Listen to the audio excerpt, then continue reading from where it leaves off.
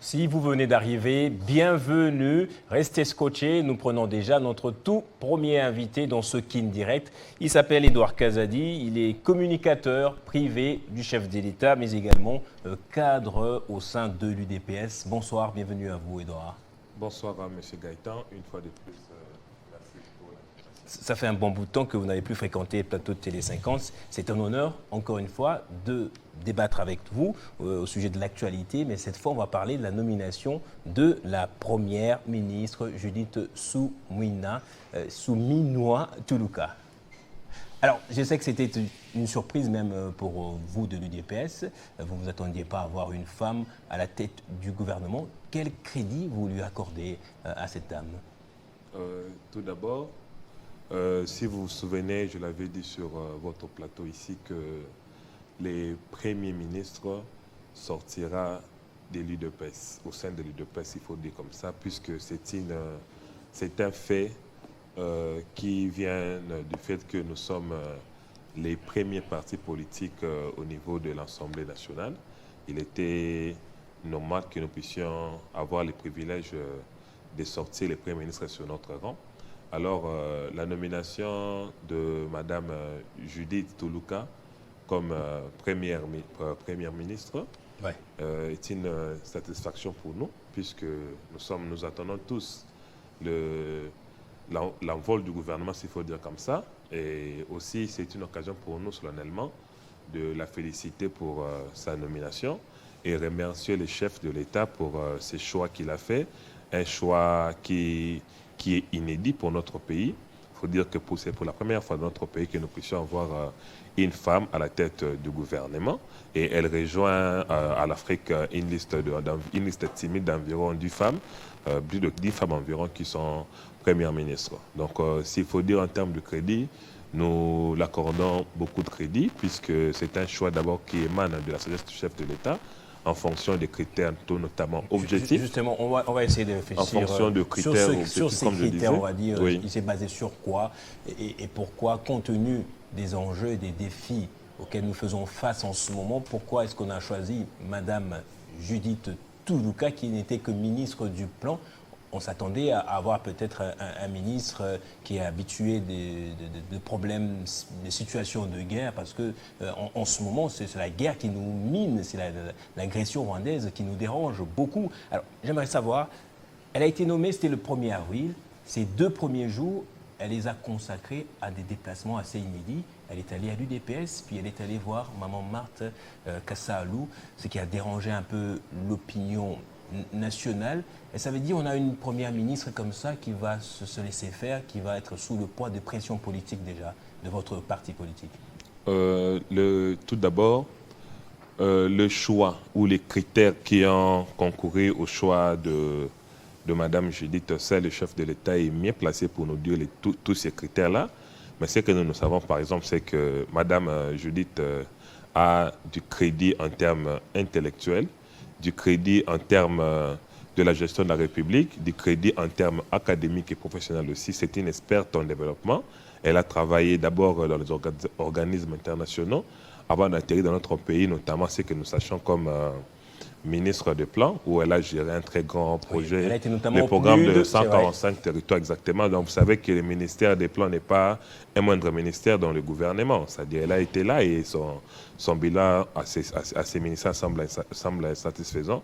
C'est aujourd'hui aussi que le chef de l'État pense qu'elle est la personne qui a le meilleur profil pour diriger notre pays, notre gouvernement, surtout que c'est une experte en développement.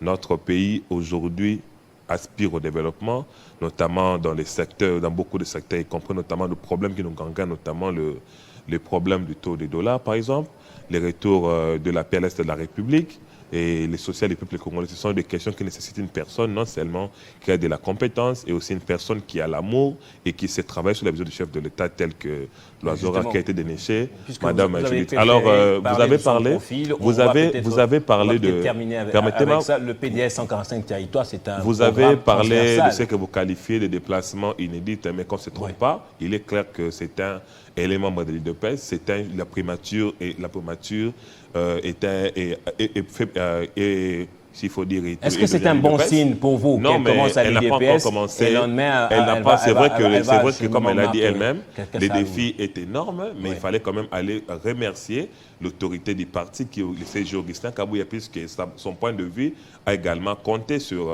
cette décision-là. Si aussi le CG Augustin Kabouya ne s'était pas battu pour que l'UDPS aujourd'hui obtienne la majorité au niveau du Parlement, elle n'allait pas avoir les privilèges d'être sélectionnée.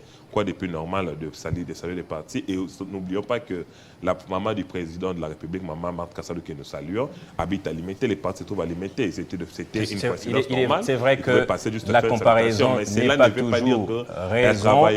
En France, lorsqu'on a nommé Gabriel Attal, ses 5 premiers déplacements, c'était là où il y avait des problèmes urgents. Il est allé voir ceux qui grévaient, il est allé là où il y a eu des attentats, des attaques. Mais le premier jour de Mme Judith, c'est envers les gens de l'UDPS. Est-ce qu'elle peut s'affranchir des pressions des cadres de l'UDPS? Vous savez qu'elle n'est pas officiellement en fonction. Elle est en attente de la remise de prise avec le Premier ministre sortant, Samalou Kondé. Et pour votre seconde question, non seulement elle n'est pas Premier ministre de l'UDPS, pour l'UDPS, il faut dire comme ça, elle n'est pas non plus Premier ministre pour les femmes. Ça, les gens doivent vraiment le comprendre. Ce n'est pas une femme en termes de genre qui a été nommée, c'est plutôt une citoyenne congolaise.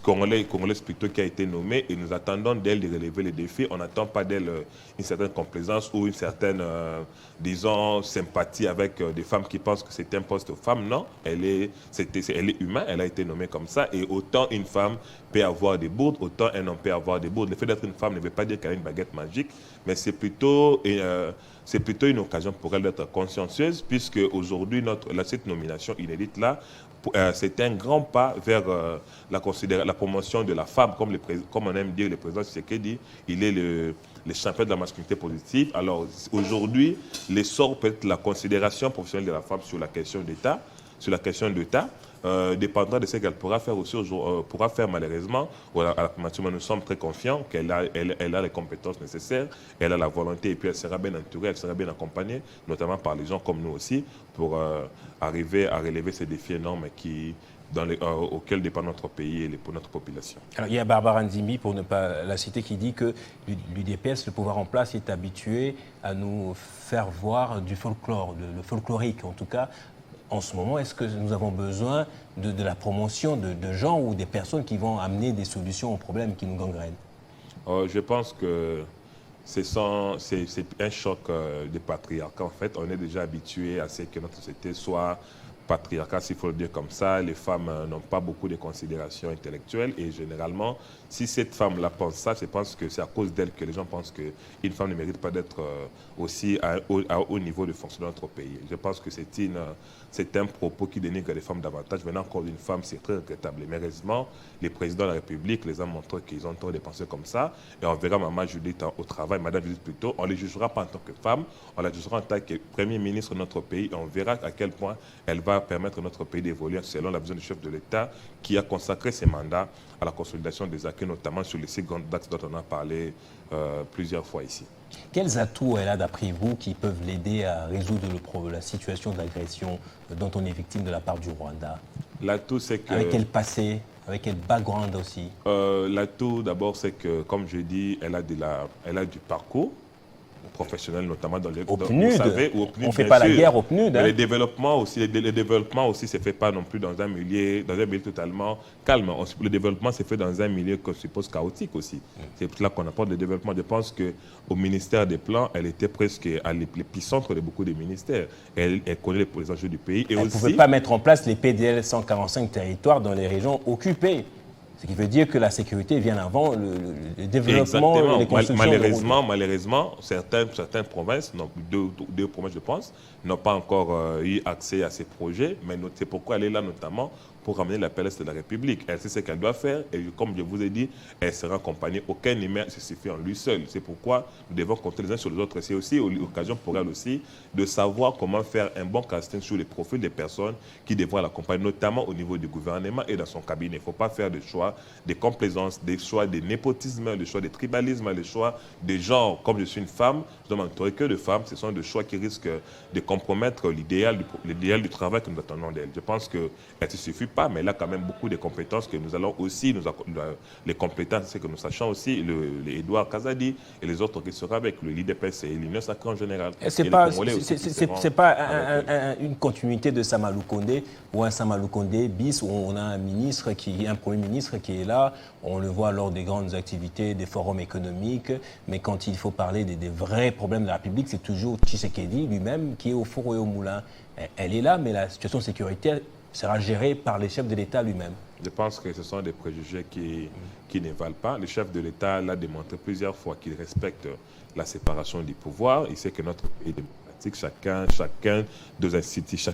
Il signe des contrats même au nom de Kinshasa, Tshisekedi. Mais je pense que si le chef de l'État arrive à les faire, c'est que ce sont ses prérogatives. S'il ne les fait pas, c'est qu'il ne les fait pas. Par exemple, quand il parle chaque fois de la justice, que la justice est malade, les gens pensent qu'il se plaint. Pourtant, il fait comprendre à la population qu'il met devant les faits les responsables, les animateurs de la justice, pour leur dire que la justice n'est pas, selon moi, n'arrive pas à maintenir l'élan de la démocratie dont je veux. L'instruction de l'état de droit, c'est pour que ceux qui gèrent la justice aujourd'hui puissent être consciencieux et professionnels. Mais ce n'est pas pour dire qu'il manque les moyens de les sanctionner. Et il les sanctionne aussi d'une certaine manière, mais il n'est pas là pour faire le populisme de ceux qui font mal leur travail, par exemple. Donc je pense qu'elle ne se fera pas absorbée par un homme, s'il faut le dire comme ça. Ce n'est pas des surcroît le chef de l'État. Elle fera son travail calmement en tant que chef de gouvernement. Je pense qu'elle ne se laissera pas aussi intimider. Il faut les connaître pour parler d'elle aussi. On peut s'attendre quelque chose d'elle. C'est une femme qui a de la conviction. On peut s'attendre à quelque chose d'elle. Je ne vais pas utiliser les termes... Je l'appellerai JTS, Judith Toulouka. Je ne vais pas utiliser les termes courants qu'on dit dame de fer, mais c'est une femme qui a de la poigne, en tout cas, ne vous en faites pas. Vous allez comprendre qu'elle ne se laissera pas marcher dessus, ni par les politiciens, ni par ceux qui voudront les prendre en otage ou lui faire de l'ombre. Alors, elle est présentée comme originaire du Congo central, sauf que c'est un sujet à débat encore à ce jour. On dirait d'elle qu'elle a des origines étrangères, qu'elle a une consanguinité belge. C'est quoi sa vraie origine? On nous a encore sorti quelqu'un de la diaspora dont on ne connaît vraiment pas l'origine. Jusqu'à preuve du contraire, nous savons et il est attesté que Mme Judith Toulouka est congolaise de père et de mère. Elle est du Congo central. Elle est congolaise, ceux qui pensent le contraire. Ça me dit qu'elle est métissée. Elle est métissée. Mais est-ce qu'on va commencer du Congo central de par son nom. Qu'est-ce que vous en savez en fait, justement? En fait, moi je pense que c'est un facteur de débat très bas pour moi. Le fait qu'elle est congolaise, le fait qu'elle est du Congo central, c'est ça l'effet. Le fait qu'elle a étudié, elle a travaillé au niveau international et au niveau national. Elle a du crédit, elle a la présomption du crédit. Et on le va voir au travail, c'est qu'elle fera, nous sommes sûrs qu'elle fera du bon boulot. C'est tout ce qui compte pour nous. Ces débats, ce sont des débats de personnes qui notamment sont choquées de voir qu'une femme a été, une dame, c'est une femme, il faut le dire comme ça, a été menée aussi au niveau de notre pays en tant que chef de gouvernement. Comme je dis, c'est le choc du patriarcat. Les hommes se sentent menacés, ils pensent qu'ils ne pourront peut-être pas les contrôler, ils pensent qu'elle ne sera pas dans leur combine, c'est comme ça. Je pense que c'est juste une peur qui est injustifiée. Avec le temps, on va s'habituer, puisque c'est une situation qui est inédite pour nous tous. Je pense qu'avec le temps de la voir à l'œuvre, on finira par s'habituer. On ne la verra pas en tant que femme, on la verra comme une première ministre et une chef de gouvernement qui mène notre pays à sa destinée selon la vision du chef de l'État. Donc c'est un sujet inutile de débattre sur sa nationalité et ses origines. Non, je n'ai pas dit ça. Ses origines sont claires, sa nationalité aussi est claire. Ceux qui pensent le contraire devraient apporter la preuve. Nous savons que cet acharnement-là est dû simplement du fait que ce soit une femme. C'est ça, c'est le système patriarcal qui a été mis à défi par le chef de l'État, selon eux qui pensent que la République n'appartient qu'aux hommes. Seuls les hommes ont la compétence ou les aptitudes de diriger les pays dans les plus hautes fonctions. Pourtant, on a étudié avec les femmes depuis l'école maternelle jusqu'aux universités. Peut-être qu'il y a des femmes qui ont distingué mieux que nous, qui ont fait preuve de beaucoup d'intelligence que nous les hommes. Et cette fois-ci, ce n'est pas qu'on veut faire des sensationnels. Mais c'est juste un choix qui a été fait, comme on dit toujours, c'est un choix qui relève du pouvoir de discussion du chef de l'État. Il a pensé dans sa discrétion que parmi les profils qu'il avait, les profils qui satisfait les mieux à ses attentes, c'est Mme Judith. Et nous allons l'accompagner pour qu'elle réalise la vision du chef de l'État au niveau du gouvernement. Cette nomination n'a pas fait beaucoup d'émules, en tout cas. Sauf peut-être dans le Congo central, on a vu des gens jubiler. Mais à Kinshasa, l'Église catholique a trouvé cela comme un non-événement. On a attendu un gouvernement durant 3 mois.